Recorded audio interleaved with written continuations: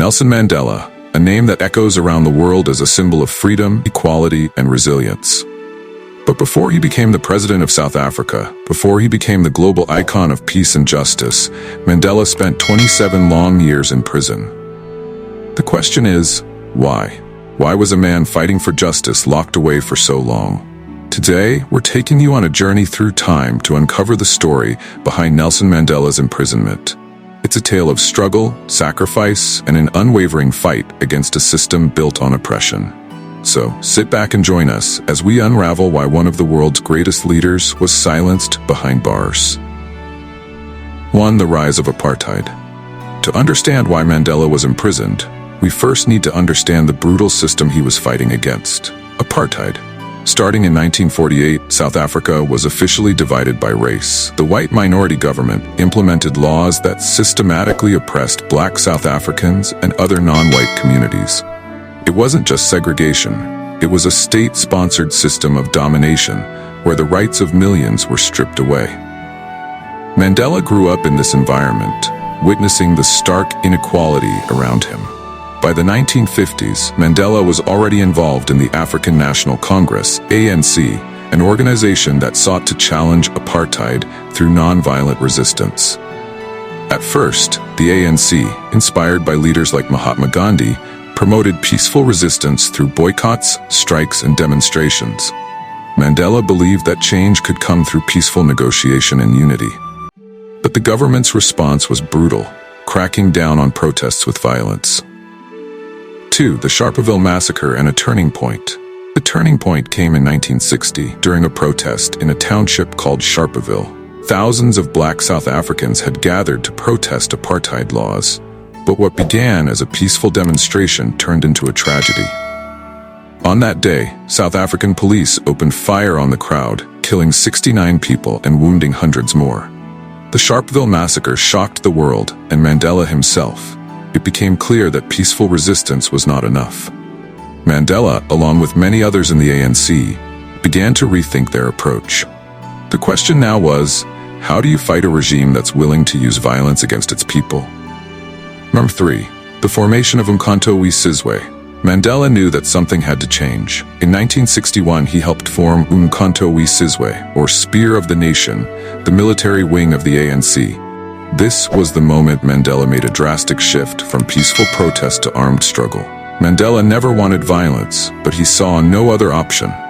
The goal was not to harm civilians, but to target symbols of apartheid, the government buildings, military installations, and infrastructure that upheld the oppressive regime. 4. Arrest in the Rivonia Trial. Mandela went underground, moving from place to place to evade capture. He was dubbed the Black Pimpernel because of his ability to evade authorities. But in August 1962, after 17 months in hiding, Mandela was captured by police. He was initially sentenced to 5 years in prison for inciting strikes and leaving the country without a passport. But things escalated when the government uncovered the plans of Umkhonto we Sizwe. In 1963, police raided a farmhouse in Rivonia where Mandela and other ANC leaders had been meeting in secret. They found detailed plans for sabotage operations, including instructions on how to manufacture explosives. Mandela and his comrades were charged with sabotage and conspiracy to overthrow the government. The trial that followed, the Rivonia Trial, became one of the most famous political trials in history. Number 5. Robben Island. The prison years. Nelson Mandela would spend the next 18 years of his life in a small cell on Robben Island, a prison off the coast of Cape Town. It was a place designed to break men. Prisoners were forced into hard labor in a limestone quarry, denied adequate food, and isolated from the outside world. But Mandela was not broken. In fact, his time in prison only strengthened his resolve. He became a symbol of the anti-apartheid movement.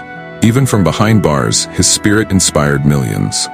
The walls of Robben Island could not contain the dream of a free South Africa. Across the world, the cry for Mandela's release grew louder. By the 1980s, international pressure, along with increasing internal resistance, had made apartheid unsustainable. The regime was crumbling. 6. Mandela's release and the end of apartheid. Finally, in 1990, after 27 years, Nelson Mandela was released from prison. His release marked the beginning of the end of apartheid. But Mandela's return to freedom was not the end of the struggle.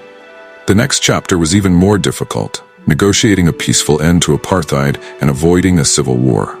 Against all odds, Mandela and his allies succeeded, and in 1994, South Africa held its first multiracial elections. Mandela was elected president, a testament to his unbreakable spirit and the people's enduring hope. 7. Mandela's legacy.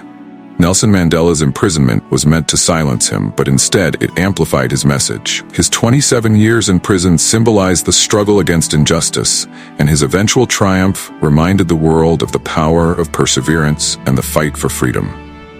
Today, Mandela's legacy continues to inspire millions, reminding us all that even in the darkest times, one person's courage can change the course of history. Thank you for watching. If you found this story of resilience and justice inspiring, don't forget to like, share, and subscribe. Together, we can keep Mandela's message alive.